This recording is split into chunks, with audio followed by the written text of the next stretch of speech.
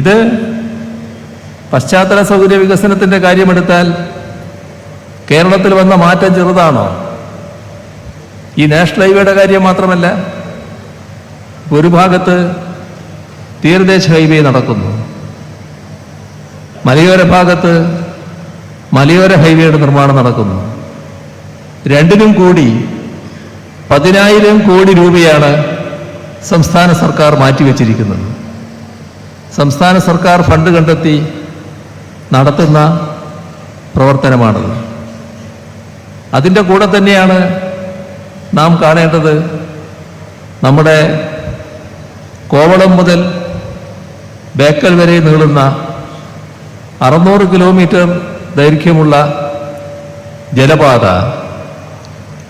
ആ ജലപാത പൂർത്തിയാക്കാൻ പോകുന്നു. ചില പുതിയ കനാലുകൾ വരേണ്ട വടകരയിലും കണ്ണൂരും കാസർഗോഡുമൊക്കെ ചില കനാലുകൾ വരാനുണ്ട്. അതൊഴികെയുള്ള ഭാഗങ്ങളിൽ അത് പൂർത്തിയാക്കാൻ പോകുന്നു.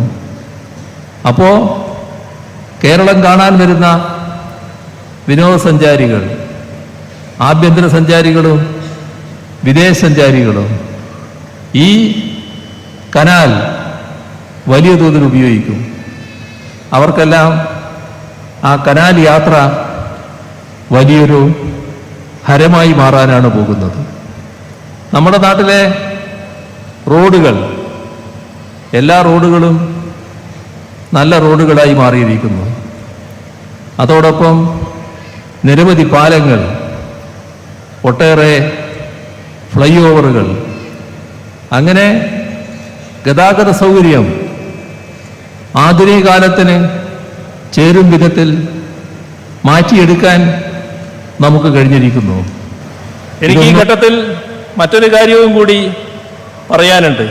നമ്മുടെ രാജ്യം പ്രത്യേക സാഹചര്യം നേരിടുന്ന ഒരു ഘട്ടമാണിത്. അത് നമ്മുടെ രാജ്യത്തിന് നേരെ നടന്ന ഭീകരാക്രമണത്തിൻ്റെ ഫലമായി ഉണ്ടായതാണ്. നിർഭാഗ്യരായ നമ്മുടെ സഹോദരങ്ങൾ കൊല ചെയ്യപ്പെടാനിടയായ ഭീകരാക്രമണം. ആ ഭീകരാക്രമണത്തെ രാജ്യം ഒറ്റക്കെട്ടായാണ് അപലപിച്ചത്. ആ ഭീകരവാദികളെ ശക്തമായി നേരിടണമെന്ന അഭിപ്രായവും രാജ്യത്ത് ഒറ്റക്കെട്ടായി തന്നെ ഉയർന്നു വന്നു. ഇപ്പോൾ ആ ഭീകരവാദികൾക്ക് പിന്തുണ കൊടുത്തുകൊണ്ട് നമ്മുടെ അയൽ രാഷ്ട്രം പാകിസ്ഥാൻ പ്രവർത്തിക്കുന്നുവെന്ന സാഹചര്യം ഉണ്ടായിരിക്കുന്നു. നമുക്ക് തുടരെ പ്രശ്നങ്ങൾ സൃഷ്ടിക്കാൻ വേണ്ടി അവർ ശ്രമിക്കുന്നു. ഇതൊരു പുതിയ അന്തരീക്ഷം സൃഷ്ടിച്ചിരിക്കുന്നു.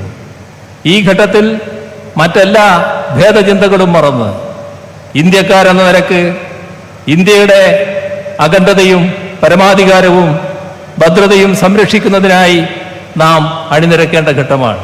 മറ്റെല്ലാം മറന്നുകൊണ്ട് രാജ്യത്തിനു വേണ്ടി അണിനിരക്കുക എന്നതാണ് ഈ ഘട്ടത്തിൽ ചെയ്യാനുള്ളത്.